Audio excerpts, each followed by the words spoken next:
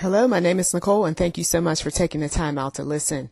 Today I titled this message, Covert Hate Toward Children. Covert Hate Toward Children.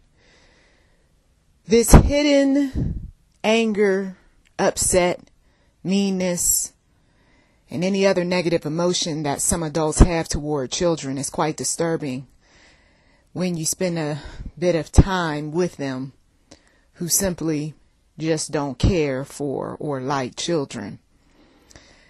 Most often, people who have this sort of attitude were abused when they were young. They observed adults who were quite bitter about their life decisions. And so, what better place to take their anger, rage, upset, what have you, out, and that would be in the family home. Well, in the family home, there's children. There's possibly grandchildren and great-grandchildren who's observing this bitter person who's filled with his or her share of demonic activity. For some of you all who need a bit of awakening when it comes to demonic activity, I'm going to give you that right now.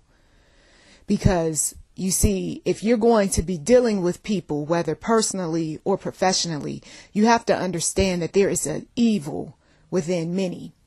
Okay? It's an evil that doesn't love, appreciate, like people, whether young or old.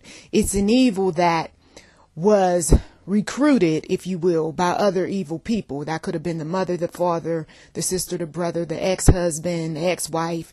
And so when it is left unchecked, it has a way of manifesting itself, whether publicly or privately. Okay. This covert evil, though, toward children, this hatred shows up when, one, the person is stressed. It could be any number of issues that cause them to be stressed, but the person is stressed. Two, they're impatient. Okay. So you're not going to get them to be very patient, sweet, and kind for long. They may put on a good act, but they are truly impatient people. And you know, in order to deal with children, grandchildren, you got to have some degree of patience. Okay. They are, of course, short-tempered individuals. They are quick to pop off. They can go from 0 to 60 in a matter of seconds. They are just angry individuals. For even being inconvenienced. So they definitely look at being around children as a waste of time. I got better things to do. Why are you inconveniencing me? I have a limited amount of time to deal with your children, you know, and on and on. And they will say some things in such a way where they know they're wrong for saying them, but they're going to say them in a way that sounds like it's okay, it's all right. I mean, we'll dismiss it as that person's just having a bad day today. But the true issues are underneath, and those true issues are they can't stand children. Okay. And they know that it's not good to act that way. They know that they shouldn't say certain things. They know they got to put on a front, okay, especially if they want to see certain people who have children. Again, they know they've got to put on airs, okay. So you who suspect that there is this going on with them, the impatience, the moodiness, the irritability, they're feeling inconvenience.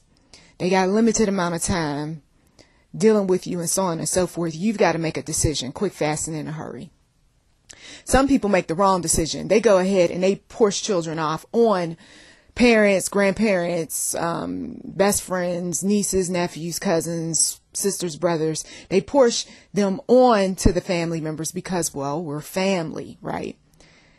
But as we've learned, if you've been listening to this channel for quite some time, you know that there are some toxic individuals, and that it doesn't matter the title. God has shown us this over and over again. It doesn't matter the title. It doesn't matter what our personal feeling is about family. The point is that when a person shows himself to be who they are, you believe it. You don't sugarcoat it. You don't start thinking about what other people's experiences have been that's been positive, and you hope and wish and fantasize that you could have that type of relationship. And so, well, maybe if I push this child in his or her direction, we can make something happen. Maybe not. Maybe that child might end up being abused just like you or somebody else was. Okay. See, some people, especially during the summertime, when they've got their jobs and they've got their other responsibilities, they will push children on to other family members because they're trying to free up their time to do what they want. Meanwhile, God is speaking to some parents as well as others who are responsible for children to pay close attention to who is around your children. And we're not talking about just the things that they do, okay, like drinking, drugs, what have you, the obvious things, but we're talking about those covert things. It's that sudden mood swing that comes out of nowhere. She was okay and all right when we first showed up. Now she's starting to get a little bit irritable. Now she's looking for other things to do. Now she's saying some things that's borderline disrespectful to me and to these kids. Maybe it's time for us to go. Maybe it is. And maybe you need to think twice about bringing those children back around a person like that, because children will pick up on the ways of the individual who has that covert hatred toward children. They will. And it'll show up in the form of disrespect because they don't quite know what is going on with them when they're around that negative energy. They don't quite understand. They don't have a control over their own thoughts at times, and the way they interact with adults. When things are confusing, they tend to act out. And so that acting out coming from grandma's house, come on, might have something to do with grandma's attitude that she's been exhibiting all day. And it's been a negative attitude. It's been impatient. It's been rude. She's been disrespectful toward other people in front of that child. So that child gets the okay from grandma. I'm giving an example, to be disrespectful to mama. Mama wants to smack him. Mama wants to, say, whoa, hold up. What's going on? Mama wants to take things away, but mama's not realizing that grandma had that negative countenance just about all day with the child. And so now the child is only reenacting what they've experienced being with negative grandma. Okay. You see, if you take the time out to sit back and think about the influences that have been around your children over the years, the things that you may have said and done to them repeatedly, and then you want different results, such as positivity, peace, love, happiness, what have you, and you're not getting that, you've got to check yourself and check what you're doing that is causing problems in your household. God is about freeing us up out of situations, toxic connections. He is about showing us what is right from wrong. He is encouraging as well as convicting us on making better decisions. You don't have to do what mama said. You don't have to reenact what daddy did to you. You see, people can make positive decisions and be able to usher their children into the right direction if they're willing. But when you are around people who covertly and sometimes overtly hate children, all you're doing is saying that it's okay and all right to be mean, to be nasty, to be negative, to be rude, to be prejudiced, to be ugly, to steal from people, to lie to people. I mean, I was around all sorts of people growing up. All sorts of people. And when you're around all sorts of people, you have to constantly, as a child, make a decision. Make the kind of decision that is going to be in your best interest. That's going to keep you from getting your behind whooped if you're around those type of people. You find yourself having to side with this one to appease this one. And then you got to side with this one in order to appease with that one. You're caught in a matrix, if you will, of what you should and shouldn't do. What's okay over here isn't necessarily okay over there. What grandma gave you to pass on wasn't okay with mama, you see. And after a while, it gets confusing, and you keep doing that for years and years and years. Eventually, you just say, you know what? I can't take all of this. I am here for me. I'm here for Jesus. I'm here for my own family. You see, I'm not here to be trying to please this one and that one. You see. Hatred toward children. We saw this in the movie Precious. Some of you watched it years back. Okay. This was the epitome of a demonic entity that consumed this woman. She was consumed with jealousy. She was consumed with loneliness. She was consumed with depression. She had health ailments, related to obesity. Her daughter had also experienced all of these things that had come from the mother. On top of that, there was abuse. Okay. All of these things go on with a lot of these folks who hate kids. And then some folks say, well, it's not that I don't hate kids, because I remember one individual, I just said outright, you don't like kids. She said, no, that's, you gotta love folks that do this, right? No, that's not what I'm doing. I mean, I like kids. I like them a whole lot, but if they don't mind me, or if they're this, that, and the other, and I'm saying to myself, no, at the end of the day, you dislike kids, because and I had grew up around her, even when I was on my best behavior, she still had an attitude. Okay. You got to know something's wrong with somebody. They still have an attitude with you. They go, like I said, from 0 to 60. You have done everything. You're like the abused wife who does everything for her husband, and still it's not good enough. He still comes over, kicks her, punches her, spits on her, what have you. Well, you got those individuals that it doesn't matter how well you perform, whether in school, out of school, what activities you got yourself involved in, how polite, professional, sweet you are. It doesn't matter. At the end of the day, spend enough time with them, that dislike is going to show up. They'll make excuses for it. They'll say, well, it's not that one that I don't like. It's really this one, or it's not all children. It's just a certain type or whatever. Either way, that same nasty attitude shows up with all of them sooner or later. You just got to spend some time. Then when you spend the time and you see the truth for what it is, that's when you say, okay, I see it, and I'm not about to bring my children around it any longer. I'm just not. I'm not going to sit up there and get into the sentimental stuff with this person about how they were there back in the day and blah, blah, blah. Because certain people, they can deal with children for a certain period in their lives. Like, oh, she's so cute when she's a newborn, but she's a toddler now. I can't stand this little girl, you see.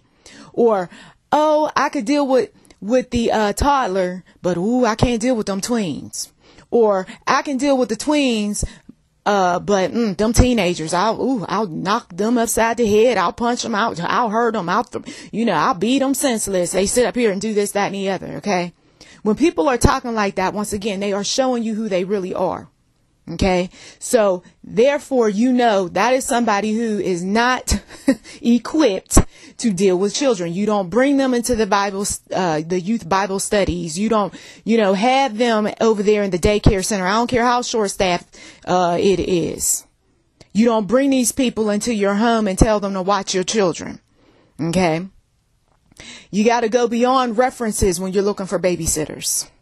You've got to spend, once again, time with people and listen to them when they're under pressure, when the child is crying. Are they getting up and taking care of that child? Are they swinging the child around in an odd way? Are they real nervous around the child? Do they look like they're about to freak out?